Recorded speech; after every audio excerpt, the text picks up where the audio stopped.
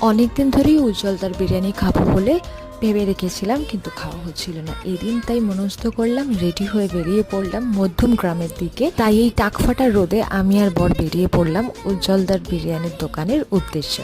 এক তো এটা দেখার যে ভাইরাল বিরিয়ানি বা ভাইরাল যে কোনো জিনিসের স্বাদ কি সত্যি ততটাই ভালো থাকে, নাকি শুধু হাইপই ক্রিয়েট করা হয়।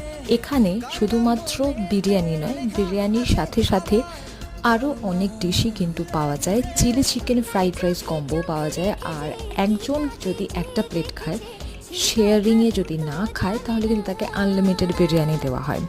নিজেদের বিরিয়ানির মাংসগুলো গুছিয়ে দেখে নিয়ে আমরা একেবারে আমাদের বিরিয়ানিটা ঠেসে ঠুসে ভর্তি করে নিয়ে চলে এসেছিলাম। আর আমাদের বিরিয়ানির পরেই কিন্তু হাঁড়ি খালি হয়ে গেছে। এই বাঁশ দিয়ে ধরে হাঁড়ি চড়ানোর ব্যাপারটা বেশ ইন্টারেস্টিং। তবে বাড়ি এসে বিরিয়ানিটা খেয়ে কেমন লাগলো পার্ট 2-তে আপনাদের জানাবো।